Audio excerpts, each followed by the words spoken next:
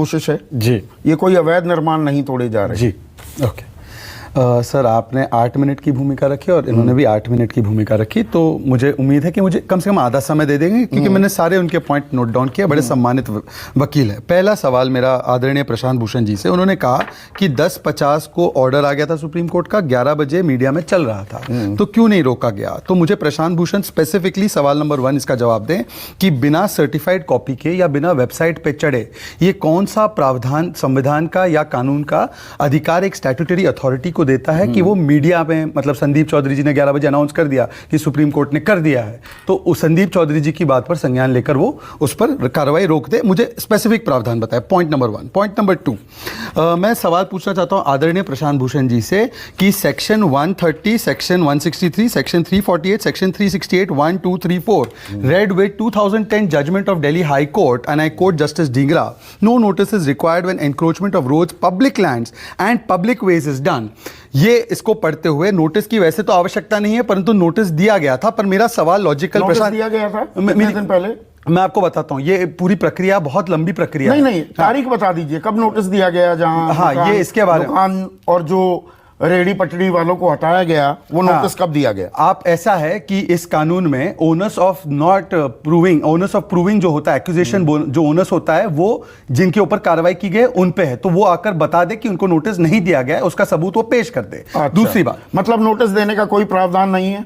Notice देने का वैसे कोई, मैं आपको दिल्ली स्ट्रीट वेंडर्स, मैं आपको उस पे भी वो भी लिखा है, उसके भी उस पे भी बाल की खाल छोड़िए ना। नहीं, बाल की खाल क्यों संदीप जी, ये एसेंशियल है। मेरे आर्गुमेंट को आप बीच में मत रोकिए, मुझे बोलने ना प्लीज। मैं आपको एक आर्गुमेंट दे रहा हूं, और बहुत सम्मानित हमारे प्रशांत भूषण जी बैठे हैं, आप बैठे हैं। आपने मान लो सोच लिया, संदीप जी ने सोच लिया कि मुझे न्यूज छोड़ना है, मुझे मटन की दुकान खोलनी है एम्स फ्लाईओवर पे, और आपने एम्स फ्लाईओवर पर मटन की दुकान खोल ली, तो आपको क्या लगता है आपको नोटिस दी जाएगी आपके दुकान को हटाने से पहले? लॉजिकली बोलना, मान लो एक फर्क होता है प्राइवेट लैंड पे। मान लो कि प्रशांत भूषण के घर पे मैं जाकर वहां पर मैंने अपना टेंट बसा दिया, तो हो सकता है कि वहां पर पहले नोटिस दिया जाए, ये दिया जाए। पर पब्लिक लैंड में मान लो कि आपने मटन की दुकान एम्स फ्लाईओवर पर खोल दी, उससे पूरा ट्रैफिक जाम हो गया, सुकेश जी अपने दफ्तर जाना चाहते हैं, सुकेश जी का भी तो राइट टू लाइवलीहुड उसी ओल्गा टेलिस जजमेंट में आता है कि नहीं आता है, कि केवल आपकी मटन की दुकान के लिए एम्स फ्लाईओवर पर आपको परमिशन दे दी जाए? तो ये भी एक लॉजिक जो है इसके तो यहाँ पर 1970, एक मिनट, नहीं सुनिए, मैं आ रहा हूं उस पर, एक मिनट सुनिए।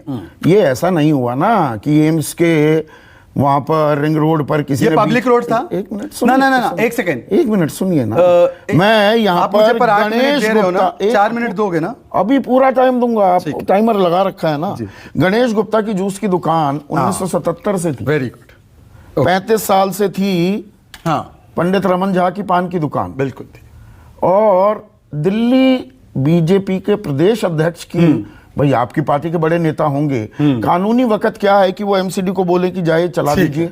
अब मैं इसका जवाब दे रहा हूं, ठीक है। पहले तो मैं आपका साधुवाद एक और बार करना चाहता हूं कि आपने गणेश जूस सेंटर की बात की और रमन झा के पान की दुकान की बात की, क्योंकि जब यही सवाल आपने प्रशांत भूषण से पूछा कि ये माइनॉरिटी की टारगेटिंग कैसे हुई, तो प्रशांत भूषण ने बड़ी चालाकी से गोलपोस्ट बदल के कह दिया कि चलो अगर कुछ हिंदुओं पे कार्रवाई हो भी गई, परंतु ये देखिए अरेस्ट भी जो हुआ वो एक समुदाय का हुआ। क्या ये फैक्चुअली करेक्ट है कि अरेस्ट एक समुदाय के लोगों का ही हुआ है? ज्यादा एक ही समुदाय के लोग हुए। अब क्या बोले, गेहूं के साथ गुण पे सरा है क्या? आप बीच में बार-बार आपने इतना इंटरप्ट उनको नहीं किया। नहीं, कोई बात नहीं। जी, मैं आपकी फेयरनेस का बहुत कायल हूं। आप फेयरनेस बनाए रखें। गेहूं के साथ जवाब देना है। हाँ, मैं आपको बता रहा हूं, सबूत ना हो पर सेक्युलरिज्म की एक आपकी फर्जी सेक्युलरिज्म की परिभाषा के नाम पर सुकेश ने कोई गुनाह नहीं किया, उसको भी मैं अरेस्ट कर लूं क्योंकि कोई जो सुल्ताना है उसको गिरफ्तार करना है? ये कोई लॉजिक बनता है क्या? जिसने किया है, जिसके सबूत मिले उसी को करेंगे, और जिसने जो किया, अगर किसी ने कट्टे लहराए, किसी ने तलवार लहराए, किसी ने इलीगल प्रोसेशन निकाला, उन पर कार्रवाई होगी। परंतु मेरा सवाल है, और आदरणीय प्रशांत भूषण जी से मेरा सवाल है, उन्होंने कहा कि आप प्रोवोक करोगे और ये प्रोवोकेशन करोगे, ये तो पीड़ित पक्ष है। मुझे बताइए, आदरणीय प्रशांत भूषण जी ये बताया कि ये 6:30 बजे तीसरी यात्रा में प्रवोक होने वाले थे, उसकी तैयारी में छत पर तलवार, तेजाब बम, ये असले सारे रखने का अधिकार किसी को होता है, और फिर ये इसका इस्तेमाल करना, और जब गोली चलाए तो गोली चलाने वाले पर कोई कार्रवाई ना की जाए क्योंकि वो पीड़ित पक्ष है, वो प्रोवोकेशन और रिएक्शन का जवाब दे रहा है। मेरी कंफ्यूजन दूर कीजिए। अभी 1-2 पॉइंट मेरे भी तो आ जाने दीजिए। आप 3 रखूं, फिर मैं आपकी सारी बातें सुनूंगा और आपके सारे जवाब भी दूंगा। मेरा सवाल नंबर 1 एक है कि आज आदरणीय हमारी अलका बहन बैठी है, मेरी बहुत क्लोज, अभी उनका नंबर आने दीजिए, उनका नंबर आने पर सवाल shifting of the goal post हो जाता है। गोल पोस्ट नहीं, मेरे बुनियादी सवाल है, बहुत बुनियादी है ये। राजस्थान में एक करौली है जहां पर हिंदुओं पर हमला हुआ, उसका मेन अक्यूज इनके हिसाब से मतलूब अहमद है, वो 20 दिन से फरार है, मतलब 17 दिन से फरार है। अजय माकन जी को आज फुर्सत मिली जहांगीरपुरी में जाकर वोट बैंक की पर्यटन पॉलिटिक्स करने के लिए। एक बार वो इंचार्ज है राजस्थान कांग्रेस के, एक बार वहां पर नहीं गए, एक बार इनके पूरे इकोसिस्टम ने शिवम जो इतने दिन अस्पताल में रहा, और शिवम की तो कोई गलती नहीं थी, उसके लिए कभी ट्वीट नहीं किया। करने की ना कोशिश अच्छी है। ये फंडामेंटल है। अब एक मेरा मिनट फंडामेंटल पॉइंट ये है, मेरा अब फंडामेंटल मैं इंटरजेक्ट कर रहा संदीप हूं जी, शहजाद, मेरा अब मैं फंडामेंटल इंटरजेक्ट पॉइंट एक ये मिनट है कि मैं अगर फंडामेंटल दंगाइयों के लिए आपका दिल धड़कता है तो भाई साहब जो पीड़ित पक्ष हिंदुओं का भी था उसके लिए भी दिल धड़कना चाहिए था, चलिए। उसके लिए तो कभी आपने बात नहीं रखी। अब ये बताइए शहजाद, अब सुनिए, अब ये बताइए, मैं कंफ्यूज्ड हूं, मैंने इसलिए वो क्रोनोलॉजी शुरू में मैं इसीलिए स्टूडियो आया कि आपकी पूरी कंफ्यूजन को फिजिकली मैं आपकी कंफ्यूजन को अच्छा, ये अवैध निर्माण के खिलाफ कार्रवाई है या दंगे हो गए जो दंगाई थे उनके अवैध निर्माण हटाने की कार्रवाई? थोड़ा मुझे ये क्लैरिटी मैं आपको बड़े स्पष्ट तरीके से कहता हूं, हम लोग किसी भी कार्रवाई को, जो कार्रवाई अवैध निर्माण पर और अवैध इंक्रोचमेंट्स पर होनी चाहिए, हम इसलिए नहीं रोकते क्योंकि वो किसी एक समुदाय से बिलोंग करते हैं या क्योंकि आप चाहते हैं। अच्छा, कि 16 अभी टाल तारीख दिया को जाए। शोभा यात्रा के दौरान हिंसा ना होती तो भी बुलडोजर चलना था।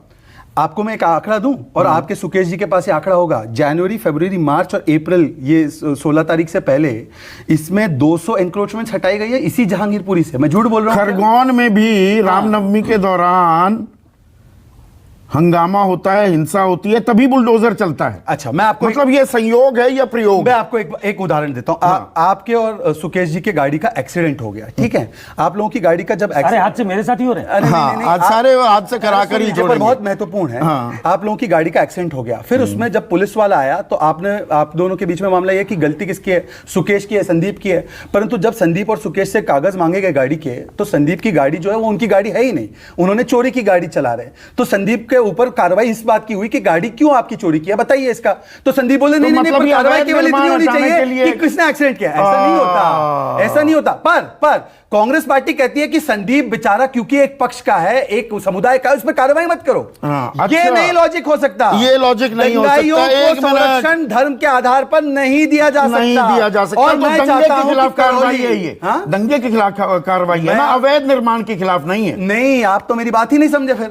मैं इसलिए नहीं समझ रहा हूं। एक सेकंड, मैं आपको आपकी भाषा में समझाता हूं, इंग्लिश में समझाता हूं, कंफर्टेबल इंग्लिश में। नहीं, आप इंग्लिश में ज्यादा कंफर्टेबल है, I will explain in English. Routine can not be stop because writers belong to a community. तो वो रूटीन, ये वोट बैंक का वीटो नहीं चलेगा। सैनिक फार्म में आपके कितने जानने वाले रहते हैं? हाँ, वेरी गुड। आप सवाल पूछिए, मुझे पूरा सवाल गोल्फ लिंक में कितने लोग रहते हैं? एक भी नहीं। आपका घर है वहां पे, तो मैं आपको जानता हूँ। आपका घर है क्या गोल्फ लिंक? अच्छा, मेरी बात सुनिए। नहीं, एक भी नहीं जानता ना। सैनिक फार्म भी नहीं जानते। आपका अगर घर है तो मैं जानता हूँ। जोन में जितने मंत्री संतरियों के मैं आपको मकान एक हैं, इसका सब में अतिक्रमण है। Very good. वहां कोई हटाएगा? मैं आपको गरीब को हिंदू मुसलमान करवा के उनको लड़वा दो और उनके मकान गिरवा दो। एक लाइन में जवाब दो ना।